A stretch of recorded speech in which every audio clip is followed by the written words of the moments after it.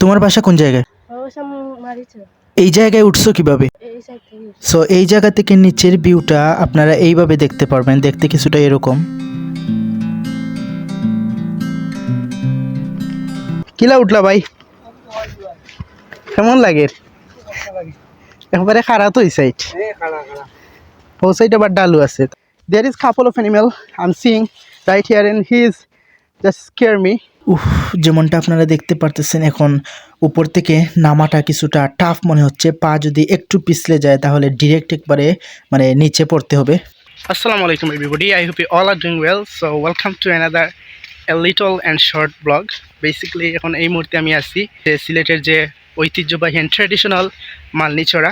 এটার location already আপনারা জানেন, যারা সিলেট শহরে আছেন বা শহরের আশেপাশে আছেন। সেটা হচ্ছে নতুনদের জন্য আমি বলতে চাই যে সিলেটের বাইরে থেকে যারা আসবে আর কি প্রথম অবস্থায় দেখার জন্য, প্রথমে আপনারা আম্বরখানা পয়েন্টে আসবেন সিলেটের যে কোনো প্রান্ত থেকে। সেখান থেকে এয়ারপোর্ট রোড, যেখানে আসলে সিএনজি স্ট্যান্ড, সিএনজিগুলো পাওয়া যায়, সেখান থেকে যে কোনো একটা সিএনজি আপনারা রিজার্ভ করে চলে আসতে পারেন সরাসরি সিলেটের মালনীচড়া চা বাগানে, যেখানে মূলত আসলে যদি গ্রুপ ওয়াইজ আসেন, অর্থাৎ কয়েকজন মানুষ একসাথে আসেন, সেক্ষেত্রে আপনাদের অনুমতি নিতে হতে পারে, কারণ এখানে গেট রেস্ট্রিক্টেড এরিয়া বলা চলে। তো যাই হোক, অনুমতি নিয়ে প্রবেশ করাই বেটার, কারণ যদি আপনারা অনুমতি না নিয়ে কোনোভাবে ঢুকে পড়েন, পরবর্তীতে দেখা যাবে যে বের হওয়ার সময় হয়তো আপনাদেরকে কোনো একটা কারণে হয়তো ভুক্তভোগী বা সাফার করতে হবে। প্লেসটা আসলে অনেক নীরব অ্যান্ড নিস্তব্ধ। আপনাদেরকে আমি ওয়াইড অ্যাঙ্গেলে বিভিন্নভাবে এর সবুজ সরলতা এবং শ্যামল রূপ দেখাবো ইনশাল্লাহ।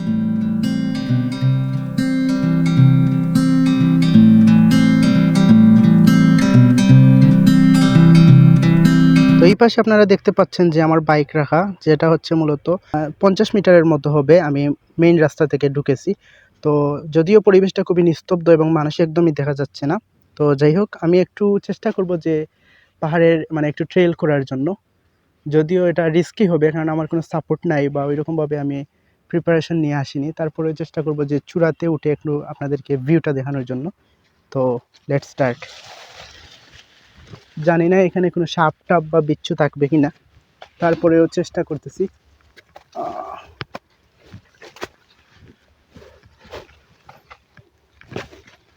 It's very tough guys, specially for me because of I am new. এর আগে আসলে এইভাবে উঠা হয়নি কখনো। তারপরে যেহেতু চলে এসেছি, মানে চেষ্টা করব ব্লগটা পরিপূর্ণভাবে রেকর্ড করার জন্য এবং পাশাপাশি নিজেও দেখার জন্য। আসলে যতই আপনারা বলেন নিচ থেকে একটা ভিউ, উপর থেকে একটা ভিউ, সো আপনারা দেখতে পাচ্ছেন মানে উঠেছিলাম আমি অনেকটা প্রায়, বাট এই পাশে আমার জুতা খুলে পড়ে গেল। তো আবারও মানে একদম পিছিয়ে গেলাম। তো যাই হোক, it's very risky guys, but I have to done any how. So finally এই টিলাটা আসলে এখানের চূড়া বলা যায়। তো গাইজ, এইরকম ভিউ পেতে আসলে একটু তো কষ্ট করা যায়, একটু তো চেষ্টা করাই যায়। তো আমি আসলে ভেবে কুল পাচ্ছি না যে এই জায়গায় আসলে গরু কী রূপে আসলো, যেখানে মানুষ ওঠা এত কঠিন। একটা কারণ আছে, আপনারা দেখতে পাচ্ছেন এই পাশ খুবই খাড়া, অর্থাৎ সম্পূর্ণ খাড়া মাটি, ভূমি থেকে পুরোপুরি উলম্ব আকারে আছে। যদিও এই পাশটা একটু নিচু এবং ডালু, যার কারণে মনে হচ্ছে যে গরুগুলো আসলে ওই পাশ থেকে রাখাল বলেন, গরু যে চড়া সে হয়তো তুলে এনেছে। এই পাশটা একটু নিচু দেখা যাচ্ছে, আপনাদেরকে যদি একটু ক্লোজে গিয়ে দেখাই।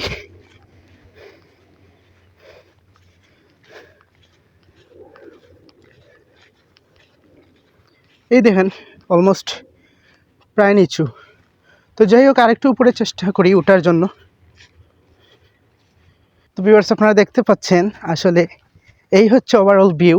তো চেষ্টা করবেন আপনারা যদি আসেন বা এরকম প্ল্যান থাকে, তাহলে অবশ্যই চেষ্টা করবেন আপনারা ডে টাইমে আসার জন্য, অর্থাৎ যখন একটু আলো উজ্জ্বল দিন থাকবে। পাশাপাশি আপনারা বৃষ্টি স্নাত দিন অ্যাভয়েড করার চেষ্টা করবেন, বিকজ অফ বৃষ্টির সময় এই এমনিতেই এই এলাকা একটু ডার্ক বা নীরব।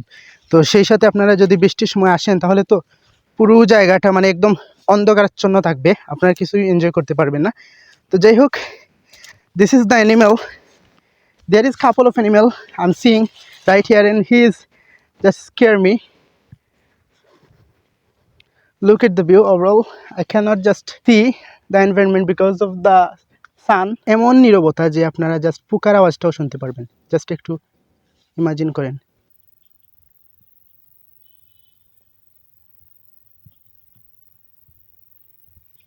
আমি যদিও পা খুলে মানে একটু রিল্যাক্সের জন্য জুতোটা খুলে ফেলেছি, কিন্তু অলরেডি গা খেয়ে ফেলেছি।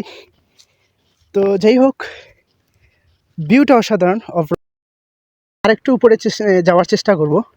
তো সব থেকে বেটার লেগেছে আজকের জন্য আমার কাছে যে আজকে হচ্ছে 14ই আগস্ট 2025 সাল। তো সেই অর্থে আসলে বর্ষাকাল চলতেছে এখন, তারপরেও দেখা যাচ্ছে যে আজকের দিনটা কীরকম, যদিও প্রায় সপ্তাহের উপরে 15 দিনের মতো টানা বৃষ্টি হয়েছে সিলেটে, কিন্তু আজকে কীরকম হঠাৎ আবহাওয়াটা একটু নিট অ্যান্ড ক্লিন দেখা যাচ্ছে। তো যার কারণে ভাবলাম যে আসলে একটু ট্রেল করাই যেতে পারে। সো এই পাশে আপনারা রাস্তা দেখতে পাচ্ছেন, হয়তো এখানে যারা মালি বা এই টাইপের মানুষজন যারা আছে, যারা আসলে চা শিল্পর সাথে সংযুক্ত, তাদের আনাগোনা এই দিকে প্রায়ই থাকে, যার কারণে রাস্তাটা একটু দেখা যাচ্ছে যে অলরেডি মানুষজন এই দিকে এসেছে।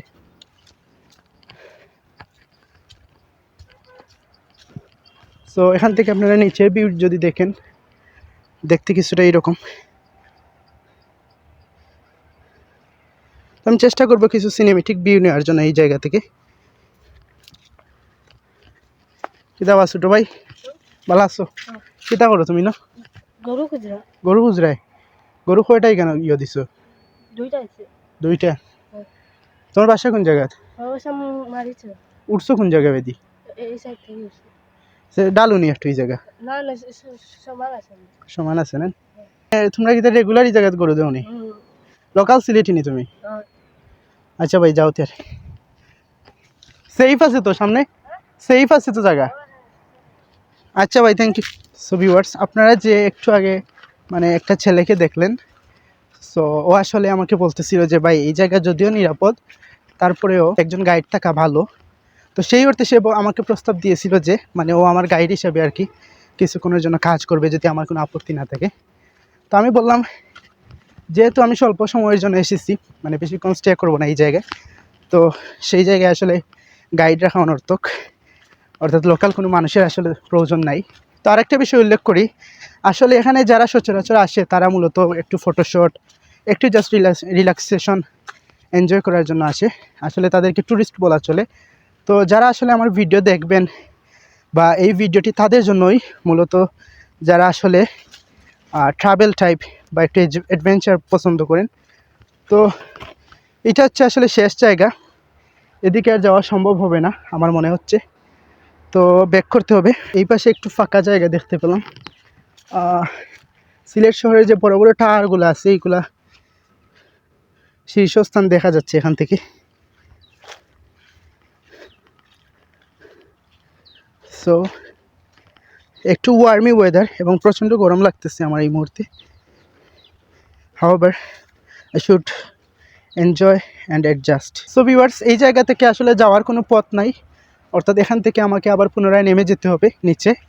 তো আশা করি এতটুকু, যদিও খুবই স্বল্প অ্যাডভেঞ্চার আপনাদেরকে আমি দিতে সক্ষম হয়েছি আমার মনে হচ্ছে।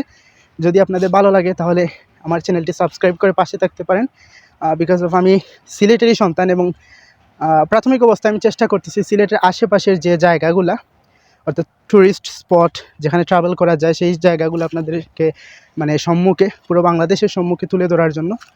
পাশাপাশি সিলেট শহর বা সিলেট বিভাগ কমপ্লিট করার পরে চেষ্টা করব আর একটু আগানো যায় কি।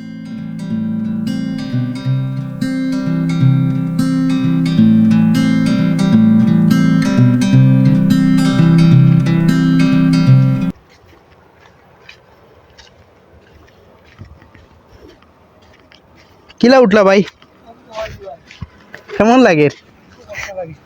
একবারে খারাপ তো এই সাইড, ও সাইড আবার ডালু আছে, তারা গরু টরু দেশে তুলছে বাইরে।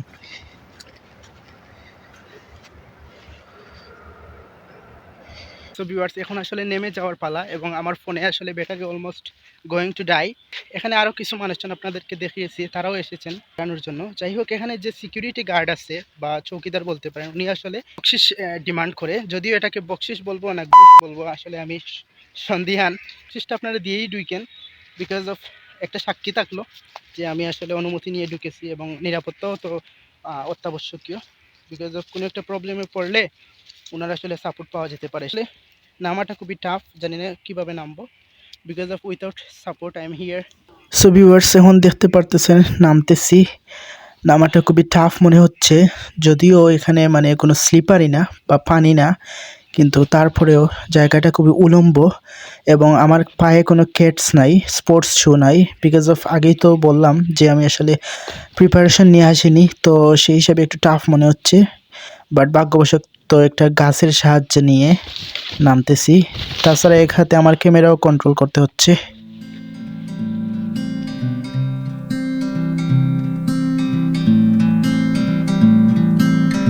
তো ভিউয়ার্স, আশা করি সবাই এনজয় করেছেন। তো সবাই লাইক কমেন্ট দিয়ে আমাকে সাপোর্ট করবেন, সাবস্ক্রাইব তো অবশ্যই। তো সবাই ভালো থাকেন, সুস্থ থাকেন। পরবর্তী ব্লগের আমন্ত্রণ জানিয়ে এখানে বিদায় নিচ্ছি। আল্লাহ হাফিজ।